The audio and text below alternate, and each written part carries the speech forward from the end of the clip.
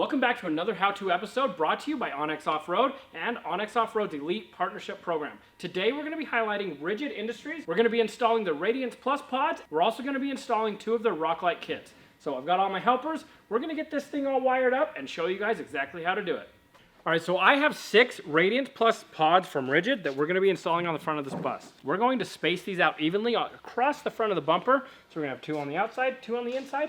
Plus, we're going to be putting 2 of these pods up on the eyebrows of this bus. So first, you've got your two Radiance pods. And if you dig down a little bit deeper, you have all of your mounting hardware and bracketry. Plus, Rigid sends you a wiring harness capable of running both of your Radiance pods so that it makes wiring this thing in super easy and quick. So I'm going to go ahead and get this all strung out and show you guys exactly how the wiring harness comes from Rigid.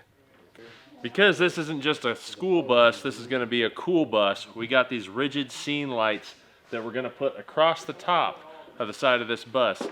So what I'm going to do is mark out the template that they give you already to do, and I can go ahead and set it up and then figure out where we're going to place them. So with your Rigid lights comes a wiring harness, a switch, mounting bracket, and mounting hardware. So we're going to use a portion of this wiring harness because we're going to be running a switch panel. But if you didn't have a switch panel and you wanted to run your lights independent on their own system, this is the wiring harness that you would want to use. This is for 2 lights. So you've got your harness on that side and on this side.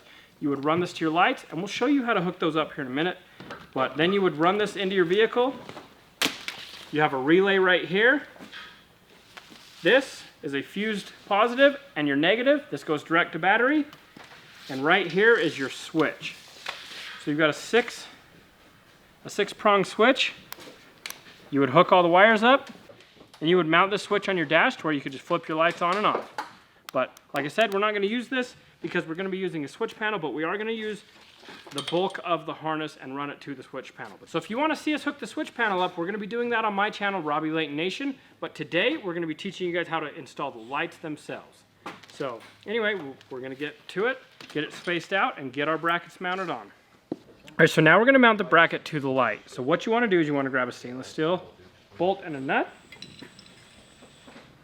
And the nut is going to go on the back side.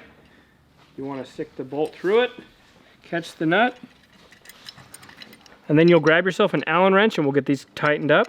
We're not going to tighten them up fully because we want to have this adjustable still until we get it mounted. But we're closer to installing it on the bumper.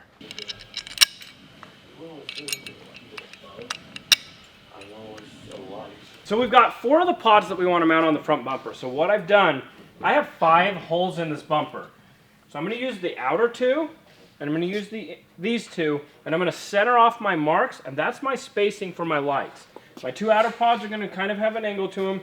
These ones are going to directly shine forward, and they'll be fully adjustable with the mounts that come from Rigid. So I'm going to drill a 3/8 hole now, and then I'll remove my tape. Now the reason I use my tape is I don't want to write on my bumper.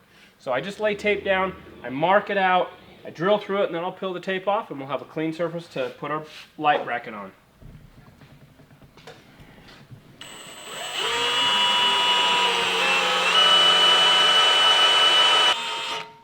Okay, I'll drill 3 more holes, then we'll grab the light brackets and we'll get them mounted on. We are going to drill a hole in each one of those eyebrows above the 2 lights on the top of the bus. So I'm going to hurry mark that out, drill those so that I have all my holes done, then I can put my drill away. So one thing you're going to find out when you're doing your vehicle is you may not always put lights where you think you're going to put them. So we talked about putting lights up here on top of the eyebrows, but after getting up there and looking at them and really thinking it out, I think these light pods are going to be served better at the rear of the bus to light up the back when you're backing up, when you're loading the bus, and stuff like that. So make sure that when you're putting your lights on, you figure out what type of light zoning you want that suits your needs best. So we're going to hold off on putting these on. I'm going to install the backup ones on my channel at some point, but we're going to continue moving forward with the 4 lights on the bumper and get those mounted up and get them wired in. So we've got Colton and Hillbilly working on the side lights. Odds are you probably won't be mounting these lights on a school bus, but maybe you're going to mount them on the side of your rig so that you have lights when you're out there in the dark trying to set up camp or anything else. So what I did is I marked out a place that works for the inside and outside where I can get the wiring in, and then I used the Rigid lights. Then I used the Rigid Industry lights template to set up here, and mark where I need to drill. We decided to go with the angled rubber mounts. You got the flat ones and the angle ones. The reason why we went with the angle ones is because we're putting it on the side of the bus. Yes, that too.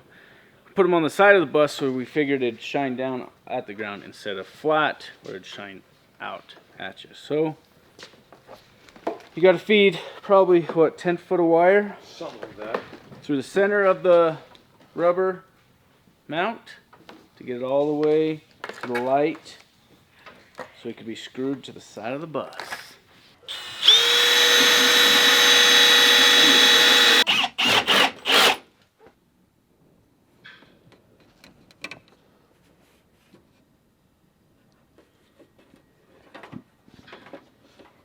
So right now, I got the lights all installed on the back portion.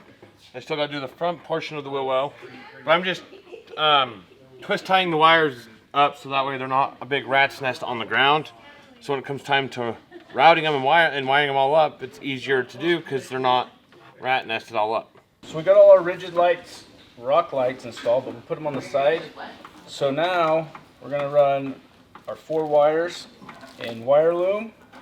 We want them extra protected for any kind of thing that's going to flip up from the road or mud, water, and that. And then we'll run them across, and then we'll tie into these ones in the loom, take it all the way to the battery. So in your rigid rock light kit comes with 6 rock lights. We took 6 out of this kit and we took 2 out of this rock light kit, and we've put 8 lights across the bottom. That's going to light the ground up when the window's out and when this thing's at events. So we've got them all wired in. We're not going to show you the final wire install. That's going to be over on my channel on Robby Layton Nation. If you want to see how to wire everything into a control panel, we're going to be showing you that on my channel. So we're moving right along in the install for rigid lights. So we're going to go back to the front bumper, and I'm going to show you how to mount your Radiance rigid pod onto the front bumper. All right, so now moving on to installing your Radiance pod, your Radiance rigid lights pod. It's pretty simple. We've got our hole drilled. We just feed the wire out of our way. So I like to kick the brackets up out of the way.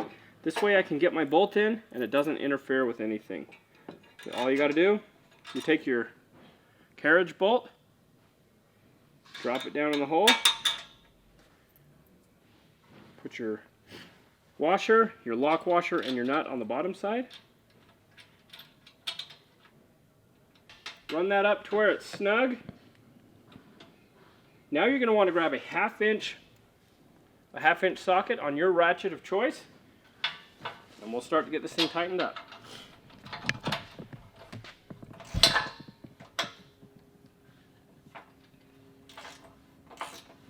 Now's the time you're going to want to grab an Allen wrench, and we're going to tighten up these Allen head bolts and position our lights. We'll do a final positioning once we get them wired in, and once we can take this outside and actually see where our light is shining at. But for now, that looks good. One by one, you just want to work your way down your lights, snugging up your bolts and positioning them. And once we get to the end, that'll be it for positioning and installing our Radiance pods. That concludes the installation process and adjustments for our rigid Radiance pods. Now we're going to move on to wiring in all of these pigtails. So this is going to be a little bit of a process, but I'm going to walk you through the steps that I like to take to wire up my lighting systems. All right, we have wrapped up the install of our rigid scene lights on the top of the bus. As you can see, we skipped these 2 windows. That's because we're putting the flip out window so that when you come to events, they can slide it open and hand you guys ice cream or whatever else they want to give you. But we're going to install one of the scene lights underneath the window. Once we get that installed, we're going to show you how bright they are. We're going to turn one of them on. So when you walk up to this at night, it is going to be lit up like a Christmas tree. So thank you, Rigid Industries, for sending these lights so that we can show you guys exactly how to install them. I'm going to show you some wiring options so that you can wire up your lights in your vehicle. So when you get your lights, it's going to come without any form of a connector. So you've got your controller wire here, you've got your hot, and you got your ground. So right here you can see we've got a variety of options. Now in my case, I usually like to put a connector that can be disconnected, so if I ever have to service the light or pull the bumper or do anything to the light, I can disconnect it and we can unbolt it. But if you don't have the option for this, we also have this style of butt connector. This is a crimp and seal with a heat shrink.